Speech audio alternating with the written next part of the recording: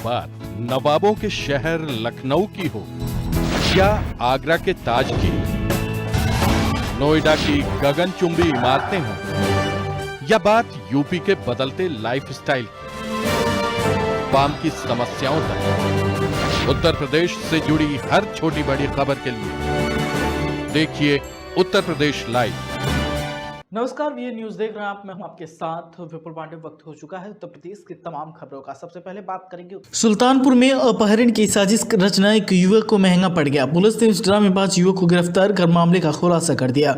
दरअसल बल्दीराय थाना क्षेत्र के इब्राहिमपुर गाँव का रहने वाला फराजुल रहमान उर्फ गोल्डी बनारस जाने के लिए निकला। थोड़ी ही देर बाद उसने अपने भाई के मोबाइल पर एक मैसेज किया। उसमें लिखा था, भाई मुझे बचा लो, मार देंगे ये लोग। इसी मैसेज के बाद फराजुल के परिवार में कोहराम गया। अनन फानन में उसका भाई नवील अहमद नगर कोतवाली पहुंचा और पुलिस को पूरे मामले से अवगत कराया। पुलिस ने भी नवील की तहरीर पर अपहरण सहित गंभीर धाराओं में मुकदमा दर्ज कर दिया। पुलिस अधीक्षक की अगुवाई में मामले की मॉनिटरिंग शुरू की गई। एसओजी सर्विलांस और नगर कोतवाली पुलिस को खुलासे के लिए लगाया गया। इन टीमों ने अपनी पड़ताल शुरू की और सर्विलांस के जरिए उसकी लोकेशन बनारस के बजाय बाराबंकी की ओर निकली तो पुलिस को कुछ शंका हुई। आनन फानन में पुलिस टीम रवाना हुई। दोपहर में फराजुल को बरामद कर लिया गया। इस मामले में पुलिस ने जो खुलासा किया वो चौंकाने वाला था। दरअसल फराजुल उर्फ गोली सराफा का काम करता था। रुपयों के लेन देन को लेकर इसने स्वयं ही अपने ऊपर अपहरण की साजिश रच डाली और गुमराह करने के लिए पूरा ड्रामा रच डाला। मंशा साफ थी कि जिससे रुपए लिए उसे वापस न करना पड़े, लेकिन पुलिस टीम ने इस ड्रामे का अंत कर इसे बाराबंकी से बरामद कर लिया और देर शाम परिजनों को सुपुर्द कर दिया गया। वैसे चौंकाने वाली बात एक और भी है, जिस फर्जी अपहरण की साजिश रची गई। पुलिस और परिजनों 2 दिन तक परेशान रहे। ऐसे लापरवाह युवक पर कार्रवाई करने के बजाय पुलिस ने उन्हें बिना किसी कार्रवाई के छोड़ दिया। बहरहाल हजम न होने वाली बात यह है, आखिर क्यों ये पुलिस की बेहतर बता सकती। उत्तर प्रदेश लाइव। उत्तर प्रदेश के फतेहपुर जिले के खागा कोतवाली क्षेत्र के सुजानीपुर में उस समय हाहाकार मच गया जब जिला प्रशासन लाहौर लश्कर के साथ वहां बुलडोजर लेकर पहुंच गया। अवैध रूप से निर्माण कराकर बनवा रहे मकानों पर लोगों के ऊपर जिला प्रशासन ने प्रधान और लेखपाल की शिकायतों पर जमीन पट्टा नहीं है, जमीन पर कब्जा किए हुए हैं और मकान की तामीर करवा रहे हैं जो अवैध है। जांच उपरांत शासकीय आधार पर जिला प्रशासन ने बुलडोजर चलवाकर अवैध निर्माण को गिराने का काम किया। वहीं जिलाधिकारी के चौखट पर सारे ग्रामीण एक शिकायती पत्र लेकर मिलने के लिए पहुंचे। शिकायती पत्र में ग्रामीणों ने आरोप लगाया कि लेखपाल ने और प्रधान ने पट्टे के लिए 50,000 रुपये लिए और कहा कि मकान बनवा लो। हम लोगों ने दी गई ज़मीन पर मकान का निर्माण करना शुरू कर दिया। लेखपाल और प्रधान की मिलीजुली भगत के चलते हमें लोगों का अवैध निर्माण करार दे दिया गया और हमारे पट्टे में हेराफेरी की गई। 1 नहीं 2 नहीं 1 दर्जन से अधिक अवैध मकान को ध्वस्त करने का जिला प्रशासन ने काम किया। सबसे हैरानी की बात यही रही कि महिलाएं अपने नवनिहालों को अपनी गोद में ऐसी ठंड में लेकर आई थी जिनको घर में बिस्तर में होना चाहिए था, मगर वो भी न्याय की गुहार लगाते ही माँ की गोद में नजर आए। वहीं पीड़ितों की मानी जाए तो उन्होंने खुलकर आरोप लगाया कि हम लोगों को नोटिस नहीं दी गई और बहाने से बुलाया उपजिलाधिकारी के यहाँ आना है पट्टे की ज़मीन से संबंधित और हम लोगों को खागा कोतवाली में बैठा लिया गया। हम लोगों से मोबाइल ले लिया गया और इसी दौरान हमारे मकान को गिरवा दिया गया। बाद में हमको खागा कोतवाली से शाम के वक्त छोड़ा गया। वहीं अगर बात तीसरी सरकार के नुमाइंदे प्रधान की जाए तो चंद पैसों के खातिर जिस तरह से अभिलेखों में लेखपाल से मिलकर हेराफेरी का आरोप सामने आ रहा है, सरकार की मंशा ऊपर पानी फेरते हुए नजर आ रही हैं। देश के प्रधानमंत्री हो या फिर सूबे के मुखिया, सबका साथ सबका विकास का नारा हो, अमली ज़बान पहनाने का काम कर रहे हैं। कितने गरीब निर्धन परिवारों को कॉलोनियों से लेकर पक्की छत देने का काम किया। आज उनकी मंशाओं पर पानी फेरते हुए चंद पैसों के खातिर यह अधनिष्ठ नजर आ रहे हैं। वहीं कलेक्टर परिसर में सांसद केंद्रीय मंत्री साध्वी निरंजन ज्योति ये सारे ग्रामीण शिकायती पत्र लेकर मिले। केंद्रीय मंत्री ने भी आश्वासन दिया। क्या कुछ कहा है, सीधे आपको सुनवाते हैं। पीडीएम साहब को कहा है क्योंकि हम लोग तो गांव का स्वामित्व दे रहे हैं, ऐसा कहीं हुआ है तो उस पर कार्रवाई भी होगी और उनको उचित स्थान मिलेगा। ऐसा और भी देखा जा रहा है।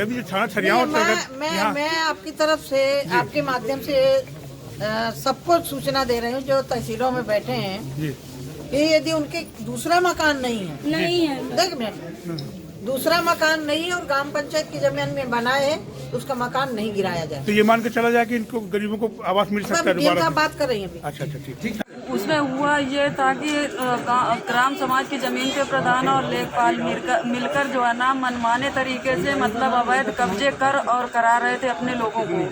तो हमने भी प्रधान जी के पास जाकर कहा, हमने कहा प्रधान जी हमको भी थोड़ी सी जगह दे दीजिए तो हम लोग घर बना लें। प्रधान जी कहें कि यहाँ जाकर बना लीजिए। हम लोगों ने बना लिया, उसमें छत पड़ चुका था, उसमें हम खाना बना रहे थे और उसके अंदर हमारा सारा सामान और 25,000 रुपया मेरा और इनका ननबुद्धि का, इनका जो है ना नीतू देवी, इनका भी कुछ पैसा और जेवरात उसमें रखा हुआ था सर। तो उसको सब उन्होंने मतलब लूटपाट करके और पूरा घर गिरा के ध्वस्त करके पूरा चले गए। उत्तर प्रदेश लाइव। खबर उत्तर प्रदेश के अमेठी जिले से सामने आई है, जहां पर नए साल पर पुलिस ने लोगों को बड़ा तोहफा दिया। बताते चले कि पुलिस ने लोगों के 102 मोबाइल फ़ोन बरामद किए हैं। बरामद मोबाइल फ़ोन की कीमत अगर बाजार की बात की जाए तो 15 लाख रुपए बताई जा रही है। सर्विलांस सेल प्रभारी और उनकी टीम ने सभी मोबाइल फ़ोन को बरामद किया है। एसपी एल मारन जी ने एसपी ऑफिस में लोगों को फ़ोन सौंपते हुए उनके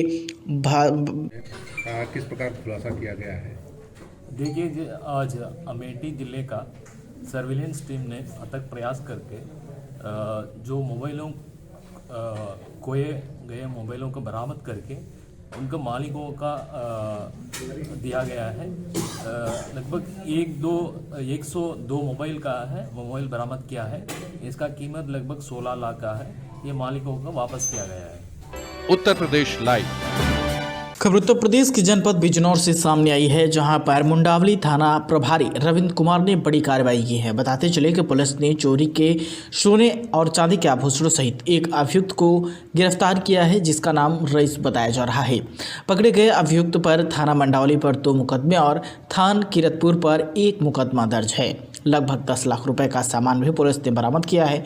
थाना मंडावली का ये पूरा मामला बताया जा रहा है, जहाँ पर थाना प्रभारी रविंद्र कुमार को बड़ी सफलता हाथ लगी। उन्होंने बड़ी कार्रवाई की है। उत्तर प्रदेश लाइव। खबर उत्तर प्रदेश के फतेहपुर जिले से है, जहां पर इस समय आवारा पशुओं से लोग परेशान हैं। उनसे बचने के लिए आए दिन नए नए तरीके इजाद करते हैं। उन्हीं तरीकों को इस्तेमाल करते समय आज अचानक एक किसान गंभीर रूप से घायल हो गया, जिसको परिजन इलाज के लिए तुरंत जिला अस्पताल लेकर पहुंचे, जहां डॉक्टरों ने घायल किसान को अस्पताल में भर्ती कर इलाज किया। जिले की बिंदकी कोतवाली क्षेत्र के जहानपुर डेग गांव निवासी 45 वर्षीय रवि प्रकाश पुत्र राधेश्याम सुबह अपने खेतों को आवारा पशुओं से बचाने के लिए उसकी रखवाली कर रहा था। उसी समय खेतों में एक बंदरों का झुंड आ गया। उन बंदरों को खेतों से भगाने के लिए रवि प्रकाश पटाखा छुड़ाकर उनको भगाने का प्रयास करने लगा। जल्दबाजी में पटाखा उसके हाथ में ही छूट गया, जिससे रवि के दाहिने हाथ के पंजे के चीथड़े उड़ गए, जिससे परिजन घायल अवस्था में उसको तुरंत जिला अस्पताल लेकर पहुंचे, जहां डॉक्टर की निगरानी में उसका इलाज चल रहा है। पटाखे से उसका हाथ जख्मी हो गया है और उसको भर्ती कर इलाज किया जा रहा है। रवि प्रकाश नाम का एक मरीज आया है जो खेतों में बंदर भगा रहा था, तो अचानक से उसके दाहिने हाथ में एक पटाखा छूट गया है, जिसकी वजह से थोड़ा सा डैमेज और ब्लीडिंग हो रही है। हम उसका इलाज कर रहे हैं और बाकी एक्सरे भी एडवाइस। उत्तर प्रदेश लाइव। दुखी और परेशान लड़कियों को देखकर उनका हमदर्द व सहारा बनकर उनको बेचने वाले गैंग का पुलिस ने पर्दाफाश किया है। पुलिस ने गैंग में शामिल एक महिला समेत 6 सदस्यों को गिरफ्तार कर लिया। इस गैंग ने अब तक आधा दर्जन लड़कियों की मजबूरी का फायदा उठाकर बेचने का काम किया। सेंट्रल जोन के डीसीपी रविंद्र कुमार ने बताया कि नवंबर में एक लड़की को एक युवक बहला फुसला कर भगा ले गया, जिसका मुकदमा रायपुरवा में दर्ज है। लड़की की बरामदगी के लिए पुलिस की टीम का गठन किया गया। पुलिस टीम और सर्विलांस सेल की मदद से लड़की को बरामद किया गया। लड़की की निशानदेही पर एक महिला समेत 6 लोगों को गिरफ्तार किया गया है।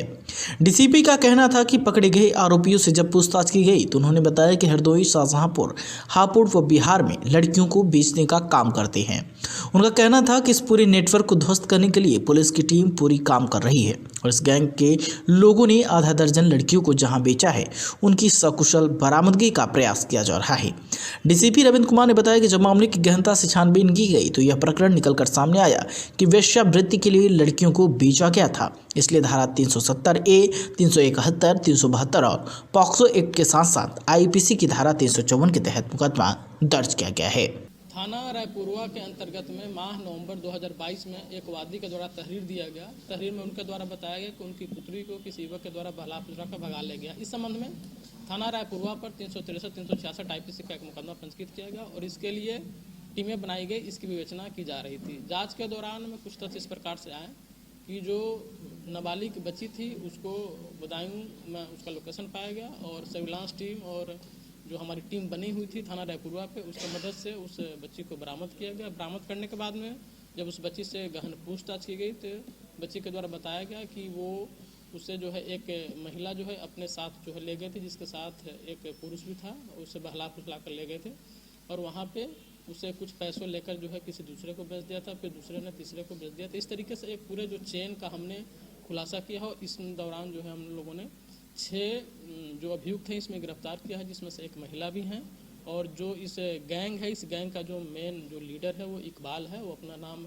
राजू बताता था लोगों को और इस तरीके से थाना रायपुरवा के और सर्विलांस टीम के द्वारा एक सराहनीय प्रयास करते हुए इस पूरे मामले का जो है पटाक्षेप किया है, छानबीन करके इस पूरे इनसे जो पूछताछ की गई तो इनके द्वारा बताया गया कि ये जो है बिहार से और अपने प्रदेश के शाहजहाँपुर और अन्य जनपदों से भी लगभग आधे दर्जन लड़कियों को इस तरीके से ये लोग बहला फुसला कर ले जाते थे। जैसे ये रेलवे स्टेशन, बस स्टेशन जो भीड़ भाड़ वाले जगह पे रहते थे, ये वॉच करते रहते थे, रेखी करते रहते थे और वहाँ पे जो सॉफ्ट टारगेट होता था उनको वहाँ से पकड़ कर ले जाते थे और इस तरीके का वो कृत्य ये बताते हैं कि किसी 40,000, 50,000, 60,000 इस तरीके से रुपया जो है अपना जैसे इनको मिल जाता था।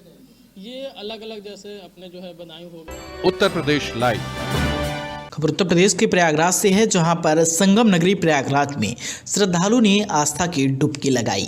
बताते चले जहां एक ओर आज खिलखिलाती हुई वहां पर धूप निकली हुई थी, तो दूसरी ओर श्रद्धालुओं का जनसैलाब उमड़ पड़ा।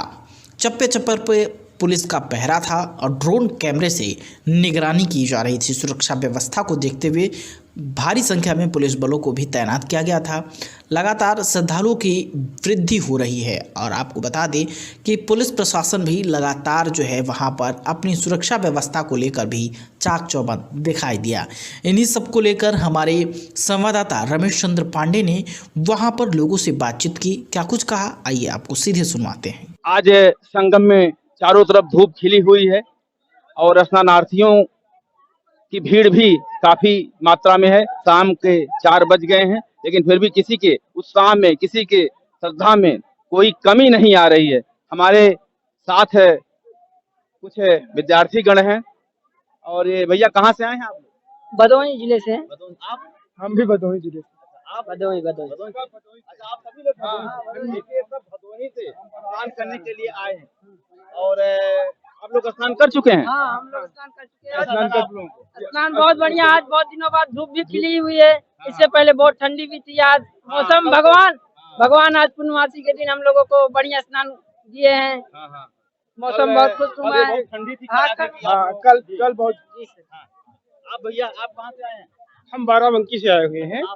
बाराबंकी से आए हैं। हाँ। कब निकले हैं कल? हम परसों निकले थे और अयोध्या होकर के यहाँ पे आए हैं। आज कल स्नान किए थे यहाँ पे? हाँ, नहीं कल नहीं, आज अभी पहुँचे हैं। अभी पहली बार स्नान किया है। अभी सुबह फिर स्नान करेंगे और इस अवधारणा के साथ स्नान करेंगे कि यहाँ गंगा यमुना के साथ सरस्वती का जो आदर्श संगम है, ये इसका प्रत्यक्ष प्रमाण है कि यहाँ आप देखेंगे कि माता सरस्वती की कृपा से तमाम सारी कोचिंग, तमाम सारे विद्यार्थी जो सरस्वती पुत्र हैं, अपनी माँ की गोद में स्नान करके तमाम सारी परीक्षाओं में, प्रतियोगिता परीक्षाओं में सफलता प्राप्त करते हैं। ये आदर्श सरस्वती का स्वरूप है और गंगा यमुना आप जो प्रत्यक्ष देख रहे हैं, इस अवधारणा को लेकर लाखों करोड़ों और विश्व के आए हुए सभी लोग दर्शन करते हैं। उसी मत का अवलंबन करते हुए हम भी दर्शन करते हैं और स्नान करते हैं और निरंतर आते जाते रहते हैं। और आज तक इस बात का कोई भी पता नहीं लगा पाया है कि इस मेले के कब से कोई और छोड़ रहा है, कब से चल रहा है और क्या मान्यता है। और जो लोग यहाँ के साधु संत आते हैं, जो हमें सबसे बड़ा आश्चर्य है कि आपको पहले दिखाई देंगे यहाँ तमाम सारी संस्कृतियां, तमाम सारी संस्थाएं, तमाम सारे रीति रिवाज, परंपराएं आपको एक जगह दिखाई देंगे। इसके बाद आप ट्रेन में जाइए, बस में जाइए, दर्शन में जाइए, ये लोग एकदम से अदृश्य हो जाते हैं। फिर आपको कभी वो नागा और साधु कहीं इकट्ठा मिलेंगे नहीं। केवल आपको कुंभ में मिलेंगे, हरिद्वार में मिलेंगे, इलाहाबाद में मिलेंगे, माघ महीने में मिलेंगे, मकर संक्रांति में मिलेंगे। ये चीजें जो है आपको कभी नहीं मिलेंगी। इन चीजों को दर्शन करने के लिए, इन सब को देखने के लिए, इन चीजों अद्वितीय संगम को देखने के लिए हम लोग आते हैं और दूर दूर के अन्य देशों के लोग आते हैं और तमाम सभ्यताओं का भी संगम होता है। यहाँ जल का ही संगम नहीं, संस्कृत सभ्यता, रीति रिवाज, परंपरा और धर्म, संस्कृत, जात सभी का संगम होता है। ये एक समग्र संगम का स्वरूप है। यही संगम, इसीलिए भारत में एकता की अनेकता के एक अप्रतिम उदाहरण है, जो किसी विश्व के किसी देश में यत्र सर्वत्र अन्यत्र कहीं आपको दिखाई नहीं देगा। उत्साह से स्नान कर रहे हैं। ये स्वच्छता प्रहरी भी यहाँ अपनी सफाई में लगे हुए हैं। प्रशासन भी यहाँ चुस्त और दुरुस्त दिखाई दे रहा है। और देखें घाट की व्यवस्था हम आपको दिखा रहे हैं। आप जरा नीचे दिखाएं, ये देखें पूरा बहुत ही बेहतरीन ढंग से यहाँ बनाया गया है ताकि किसी को कोई असुविधा न हो, बस कपड़े बदलने में कोई दिक्कत न हो। बगल में देखें कांस बिछाई गई है, कम से कम हमारे समझ से 20 फीट तक कांस, चौड़ाई में 20 फीट होगी, 20 फीट की कांस बिछाई गई है जिससे किसी को कोई कपड़े बदलने में कोई परेशानी न हो। और देखें प्रवासी पक्षी भी यहाँ पे दिखाई दे रहे होंगे, सब संगम के जल में अपना स्नान कर रहे हैं। चारों तरफ खुशनुमा माहौल है। आज संगम की रेती से मैं आरसी पांडे, उत्तर प्रदेश लाइव। खबर उत्तर प्रदेश के ग्रेटर नोएडा से है, जहां पर बच्चे का एक्सीडेंट हुआ है। तुगलापुर गांव का बताया जा रहा है। जो बच्चा है वो आपको बता दी कि भंडारे से खाना खाकर वापस लौट रहा था। इसी दरमियान कार ने टक्कर मार दी। गंभीर हालत में देखकर लोगों ने बच्चों को अस्पताल में भर्ती कराया है। बताते चले कि कैलाश अस्पताल में बच्चों का इलाज चल रहा है। बच्चे की उम्र 8 वर्ष बताई जा रही है और पीड़ित परिवार ने रोड जाम कर दिया, जिसके बाद बता दें कि मौके पर पहुंचे डीसीपी सहित भारी पुलिस बल को वहां पर तैनात किया गया। सुरक्षा व्यवस्था को देखते हुए पुलिस फोर्स वहां पर मौजूद रही। ग्रेटर नोएडा के थाना बीटा 2 का पूरा मामला बताया जा रहा है। तस्वीरें आप देख सकते हैं। उत्तर प्रदेश लाइव। खबर उत्तर प्रदेश के अमरोहा जिले से सामने आई है, जहां पर पुलिस ने लूट की घटना का करीब 15 घंटे बाद ही खुलासा कर दिया। बताते चले कि पुलिस ने लुटेरी लड़कियों को साथियों के साथ उनके गिरफ्तार कर लिया। पैसे, मोबाइल और एक तमंचा, 2 कारतूस भी पुलिस ने बरामद किया है। बताते चले कि लिफ्ट के बहाने गाड़ियों में बैठकर ये लोग घटना को अंजाम देते थे। पुलिस ने चारों आरोपियों को जेल भेज दिया है। बताते चले कि जनपद अमरोहा के डिडौली थाना क्षेत्र का ये पूरा मामला बताया जा रहा है, जहां पर पुलिस को बड़ी सफलता हाथ लगी। जनपद संबल क्षेत्र के नखासा थाना क्षेत्र के रहने वाले दीपक अपने दोस्त के साथ कार से जोया से अपने घर जा रहे थे। इसी बीच में खौंदा रोड पर रामनगर के पास 2 लड़कियों द्वारा उनकी कार को रुकवाया गया। उसी दौरान पीछे से उन लड़कियों के 2 साथी और आए और उनके द्वारा दीपक व उसके साथी से मारपीट करते हुए उनके साथ लूटपाट की गई, जिसमें उनके द्वारा 20,000 रुपए तथा 4 मोबाइल छीन लिए गए। इस संबंध में दीपक की तहरीर पर सुसंगत धाराओं में तत्काल अभियोग पंजीकृत कराया गया। डिडौली पुलिस द्वारा तत्परता से कार्रवाई करते हुए चारों अभियुक्तों को लूटी गई धनराशि 20,000 रुपए तथा 4 मोबाइल व 1 तमंचा तथा 2 कारतूस के साथ अभियुक्तगणों को गिरफ्तार कर जेल भेजा जा रहा है। उत्तर प्रदेश लाइव। खबर उत्तर प्रदेश के जनपद कानपुर देहात से सामने आई है, जहां पर बालू के हो रहे अवैध खनन को रोकने पहुंचे लेखपाल पर हमला हो गया। बताते चले कि खनन माफियाओं से लेखपाल ने जान माल का खतरा भी जताया है और लेखपाल ने थाने में प्रार्थना पत्र देते हुए पुलिस से सुरक्षा और न्याय की गुहार लगाई है। लेखपाल का कहना है कि ट्रैक्टर पकड़कर थाने ले जाते समय ड्राइवर ने ट्रैक्टर पलट दिया था। लेखपाल ने कूदकर अपनी जान बचाई। लेखपाल ने थाने में तहरीर दी है और पुलिस से अपनी सुरक्षा और जान माल का भी गुहार लगाया है। बताते चले कि बालू खनन माफिया लगातार महीनों से अवैध खनन कर रहे थे और लेखपाल का कहना है कि पूर्व में भी खनन माफियाओं से उनकी हाथापाई हुई है।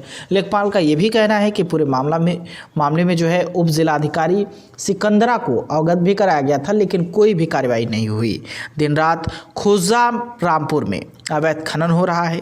अब बताते चले कि राजपुर थाना क्षेत्र के दमनपुर में पूरी घटना हुई, जहाँ पर लेखपाल पर हमला हुआ है। सर क्या नाम है? संजीव सचान। क्या घटना हुई आपके साथ?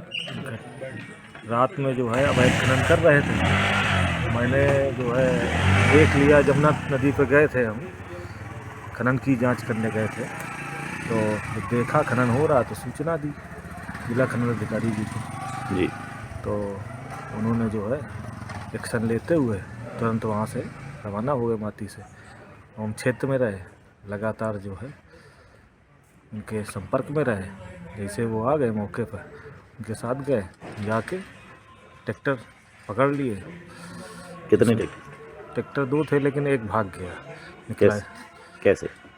वो ट्रैक्टर पलटा दिया उसने, वो भाग निकला मौके से, जिसमें मुझे चोट भी लग गई। उत्तर प्रदेश लाइव। लगातार कानपुर देहात समेत पूरे उत्तर प्रदेश में शीतलहर का प्रकोप अपने चरम पर है। गलन भरी शीतलहर को देखते हुए कानपुर देहात प्रशासन भी अलर्ट मोड पर है। जिले भर में तमाम जगहों पर प्रशासन की तरफ से अलाव जलाए जा रहे हैं, साथ ही जरूरतमंदों को कंबल भी वितरित किए जा रहे हैं। इसी बीच कानपुर देहात जिलाधिकारी नेहा जैन ने अपने गोद लिए गाँव मुड़वाई में पहुंचकर गाँव के लोगों को कंबल और कुकर और बच्चों को स्वेटर वितरित किया।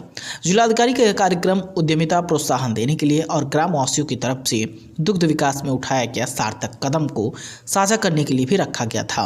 मड़वाई दुग्ध उत्पादन एसोसिएशन को विगत वित्तीय वर्ष में संपूर्ण खर्च के बाद भी 4 लाख रुपए का मुनाफा हुआ था।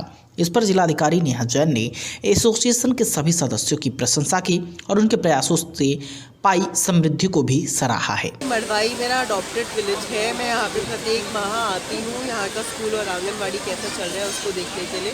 उसी क्रम में आज मड़वाई के प्रधान जी और यहाँ का जो दुग्ध उत्पादक संघ है उन्होंने बहुत अच्छा काम किया है। अमूल डेयरी के साथ मिलके यहाँ पे जो एक वित्तीय वर्ष में इन्होंने लगभग 1 करोड़ से अधिक का जो दूध है उसकी बिक्री करी है और शुद्ध लाभ इनको 4 लाख से अधिक का हुआ है। सभी एडमिनिस्ट्रेटिव एक्सपेंसेस मिला के भी इनको जो नेट प्रॉफिट है उससे बहुत अच्छा एक कार्य करते हुए कंबल और कुकर का वितरण समिति द्वारा किया गया है, जिसके लिए उन्होंने मुझे आमंत्रित किया था। जिला प्रशासन की तरफ से भी हमेशा दैवीय आपदा और सर्दी के लिए राहत के लिए तत्पर रहते हैं, तो उस क्रम में जो कंबल है उनका हम लोग की तरफ से भी वितरण किया जा रहा है। उत्तर प्रदेश लाइव। संभल में ऑनर किलिंग की सनसनीखेज वारदात हुई, जहां घर में प्रेमी के साथ आपत्तिजनक स्थिति में देख लेने के पर भाई ने बहन की गला दबाकर हत्या कर दी। बहन का प्रेमी पीटने के बाद भागने में कामयाब रहा। पिता की तहरीर पर केस दर्ज कर पुलिस ने हत्यारोपी भाई को गिरफ्तार कर लिया। घटना रसपुरा थाना के कस्बा गांव का है। बस स्टैंड इलाके में रहने वाले इंटर की छात्रा से मिलने उसका प्रेमी प्रेमिका के घर में घुस गया। खटपट की आवाज़ सुन छात्रा का भाई जाग गया। उसने कमरे में आपत्तिजनक स्थिति में प्रेमी को देखा तो उसका पारा 7वें आसमान पर पहुंच गया। भाई ने प्रेमी को जमकर पीटा। इस दौरान प्रेमी भागने में कामयाब रहा। फिर भाई का बहन पर गुस्सा उतरा।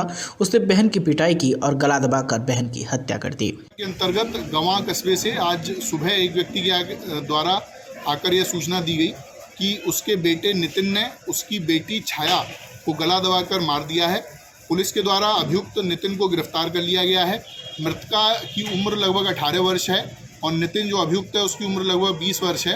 प्राप्त जानकारी के अनुसार जो मृतका है वो अपने किसी मित्र के साथ में एक कमरे में थी, जिसको इसके भाई के द्वारा देख लिया गया था तथा क्रोध में आकर उसके द्वारा अपनी बहन की गला दबाकर हत्या कर दी गई।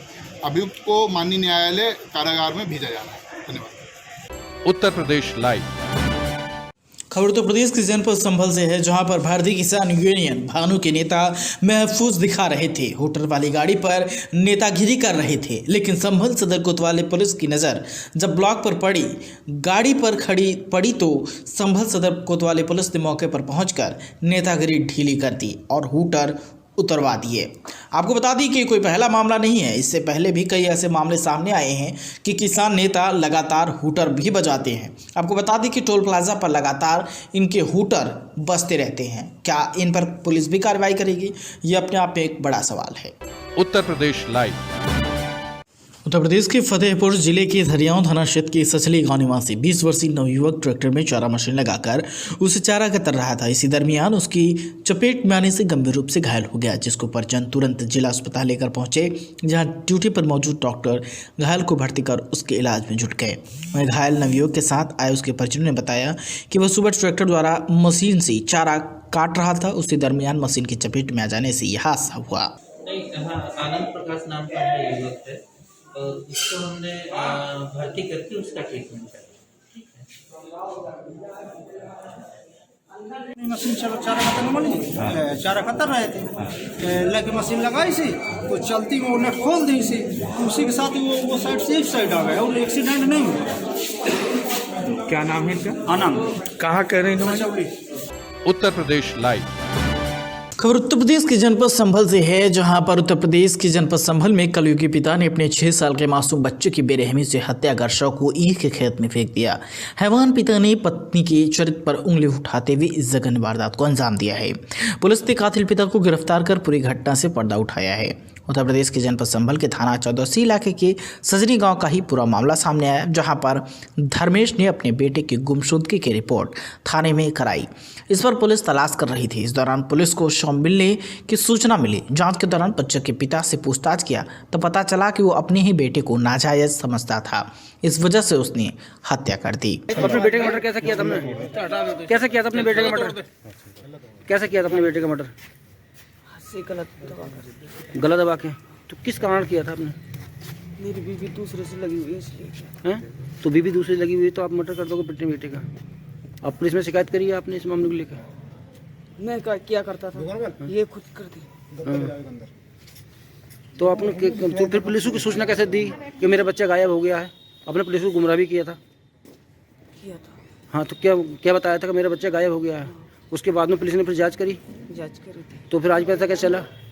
सर ढूंढने के लिए गए थे उधर। हाँ, फिर पता। तो आपने क्या दिन पहले मारा था बच्चा अपना? परसों की बात है। परसों बच्चा मार दिया था। तो फिर कहाँ दुबका आया था बच्चा ले आके? बच्चा वहीं पे था। घर पे एक में ले आके दुबका दिया था। उसके बाद में फिर हैं? नहीं पता। आपको रहम नहीं आया अपने बच्चे को मारते हुए? रहम आता तो मारते ही। हैं? रहम आता तो मारते ही। थाना चौदसी के ग्राम सैजनी से 5 जनवरी के दिन पुलिस को यह सूचना प्राप्त हुई कि एक बच्चा जिसकी उम्र लगभग 6 वर्ष है, जिसका नाम टिल्लू उर्फ रजत है, ये अपने घर के बाहर खेलते समय गायब हो गया है। पुलिस के द्वारा धारा 364 के अंतर्गत मुकदमा पंजीकृत किया गया तथा बच्चे की खोजबीन का प्रयास किया गया। गांव में ही प्राप्त सीसीटीवी की फुटेज के आधार पर आज इस घटना में बच्चे के शव को गांव के पास में एक ईख के खेत से बरामद किया गया है। बच्चे के पिता जिसका नाम धर्मेश है, उसको गिरफ्तार किया गया है। पूछताछ में तथा सीसीटीवी के आधार पर यह जानकारी हुई कि बच्चे के पिता को अपनी पत्नी से चरित्र पर शक होने के कारण रोज झगड़ा होता था तथा वो बच्चे को मारता पीटता था तथा उसके द्वारा ही बच्चे को खेत पर ले जाकर जूते के फीते से बच्चे के गले में फंदा बनाकर डालकर उसकी हत्या की गई। अपराधी के द्वारा अपना जुर्म स्वीकार भी किया गया है। इसको गिरफ्तार करके माननीय न्यायालय भेजा जा रहा है।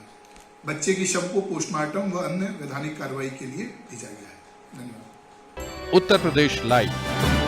संभल ने डीएम ने सरकारी डॉक्टरों के खिलाफ बड़ी कार्रवाई करते हुए 25 डॉक्टरों का वेतन रोका है।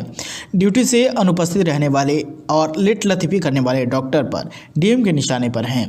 दरअसल जिले में बदहाल स्वास्थ्य व्यवस्था को दुरुस्त करने को लेकर डीएम ने जिले भर में डॉक्टरों की बायोमेट्रिक अटेंडेंस का आदेश दिया था। इसके बाद जिले भर में बायोमेट्रिक्स की डीएम ने जांच कराई, जिसमें 25 डॉक्टर ड्यूटी से अनुपस्थिति रहने और लेट लतीफी में चिन्हित किए गए, जिनका 8 दिन का वेतन रोकने का डीएम ने आदेश दिया है। वहीं डॉक्टरों द्वारा सही स्पष्टीकरण न देने पर उन्होंने और बड़ी कार्रवाई की चेतावनी दी है। वर्तमान में मौसम के दृष्टिगत बहुत सारी अधिक संख्या में लोग जो हैं वो अपना इलाज कराने के लिए हमारे अस्पतालों में आ रहे हैं। पिछले कुछ दिनों में कुछ शिकायतें प्राप्त हुई थी कि डॉक्टर्स जो हैं वो समय से अस्पताल नहीं पहुंच रहे हैं, जबकि शासन की ये स्पष्ट निर्देश हैं कि समय से ओपीडी हो। हमारा जो सीएचसी चंदौसी है और जिला चिकित्सालय है वहां पर प्रातः 8 बजे से और अन्य समस्त सीएचसी पर प्रातः 10 बजे से ओपीडी शुरू होने का समय है और सभी चिकित्सकों को अपने तैनाती स्थल पर ही रुकने का भी निर्देश है।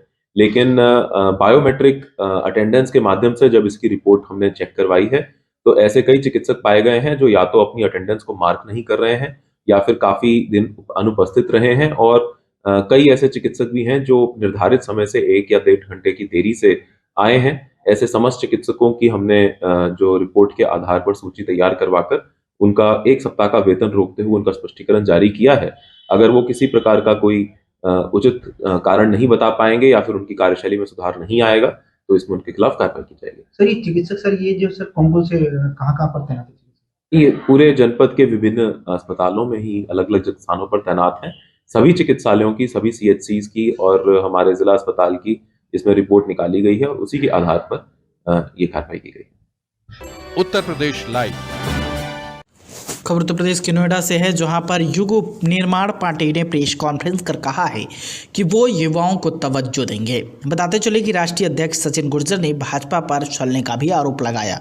उन्होंने कहा कि गुर्जर समाज को की पार्टी में अहमियत नहीं दी जा रही है, कोई सम्मान नहीं किया जा रहा है। बताते चले कि चर्चित कपिल गुर्जर को राष्ट्रीय महासचिव बनाया गया है। उत्तर प्रदेश में होने वाले निकाय चुनाव में उम्मीदवार भी उतारी गई। युग निर्माण पार्टी जो है वो आपको बताते चले कि पार्टी ने मध्य प्रदेश, दिल्ली, राजस्थान, उत्तर प्रदेश, हरियाणा को अपना केंद्र बनाया है।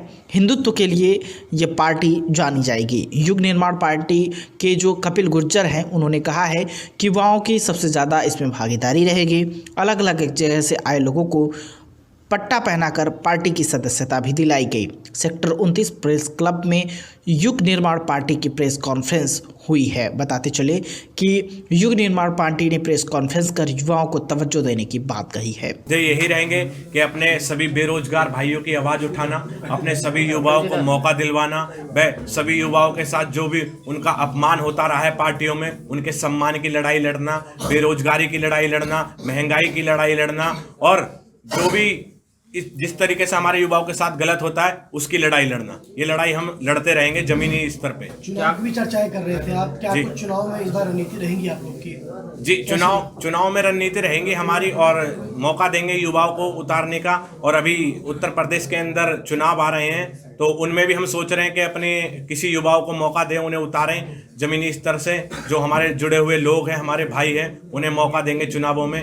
आप भी जानते हैं कि भारत में तमाम बड़ी बड़ी पार्टियां हैं जी, आपको ही क्यों वोट दें, ऐसे क्या करें? हमको इसलिए वोट देंगे क्योंकि जिस तरीके से हमारे युवाओं का अपमान होता आ रहा है, उन्हें सिर्फ 2-4 कामों के लिए चुना गया है। बाइक रैली निकालनी हो, दरी बिछानी हो या फिर चमचागिरी करने के लिए समझा जाता है उन्हें।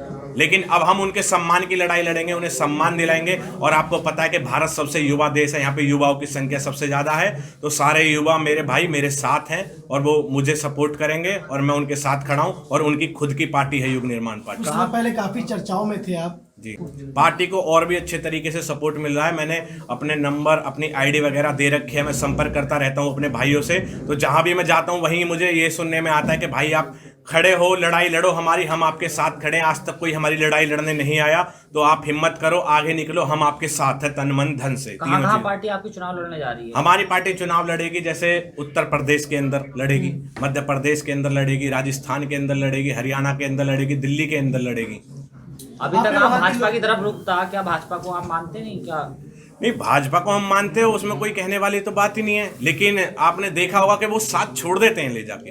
आपने देखा होगा, मेरे साथ भी ऐसा हो चुका है कि वो लास्ट में जाके पलट जाते हैं। वो बोल देते हैं हमारा कोई मतलब ही नहीं है हिंदू विचारधारा जैसे लोगों से, इन लोगों से, इनकी विचारधारा कट्टर हिंदू की है, उनसे हमारा कोई लेना देना नहीं है। आपने देखा भी होगा, कई जगह सुना भी होगा। इस वजह से मुझे कहीं आना पड़ा। आपने बात की तमाम जगह, राजस्थान, मध्य प्रदेश, उत्तर प्रदेश, तमाम आप उसमें गए, तो क्या वहाँ के लोगों उन्हें कोई कुछ नहीं मिलता? राजनीतिक तौर पर उन्हें कुछ नहीं मिलता, ना उन्हें कोई टिकट दिया जाता है एक भी, ना उन्हें चुनाव लड़ने का मौका मिलता है।